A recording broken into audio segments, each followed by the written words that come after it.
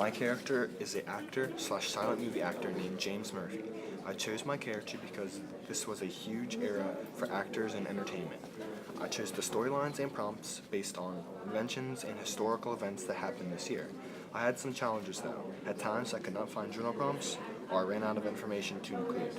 I enjoyed making a story for the character in this time period. October 29th, 1929. Depression. Have you ever taken something you're not supposed to? Dear Journal, today is October 29th, 1929, and it was the worst day of my life. There was an unfortunate stock market crash, people losing their jobs, houses, luxuries, and healthcare. I'm afraid I may lose my acting job as well. I also did something I regret. However, I did it for my family. I didn't wake up thinking I would never forget this day. It seemed like a normal day to me. I didn't work till nighttime, so I had the morning and afternoon to myself, my wife, and my daughter. My daughter asked for $3, so I got my wallet and gave her the money. However, I was running low on pocket money, so I decided to go to the bank to get some cash. On my way to the bank, everyone seemed in a rush. Most of them were going toward the direction of the bank, however, I thought nothing of it. As soon as I arrived at the bank, the line was extremely full. It was out of the door. Everyone was shouting and causing a big ruckus. I had no clue what was happening. Finally, after hours of waiting, I got to the bank teller and asked for some of my money. He refused to give me any of it.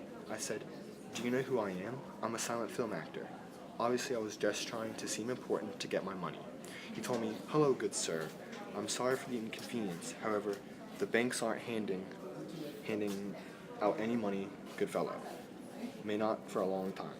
I was super confused, so I decided to leave. However, the bank teller seemed like he was hiding something, so I thought I'd try to find out what's going on. As I was leaving, I decided to ask around to see if anyone knew anything. And finally, after hours of searching for someone who said, "Give me my money and I will tell you," a man in a suit informed me that the stock market had crashed and that the banks were denying people their money. I drove home. I was panicking, wondering if I would ever see my money again. I went home to my wife and daughter. My wife pulled me aside with tears in her bright blue eyes and said, "James, I lost my job as a nurse. They let me go because they needed money to pay the doctors." We talked for hours about what we were going to do, especially with the new baby on the way. She told me we need to get food before other people do. I drove to the grocery store, ran in, and got a shopping cart and started shoving items in. The whole place was packed. This was where I made the bad decision. I told the grocery clerk there was a mess in aisle 7. I told him that someone spilled a can of beans, and of course I spilled them on purpose, and told him to clean it up. As he left for the aisle, I ran out of the store to my car. I had a whole cart full of items.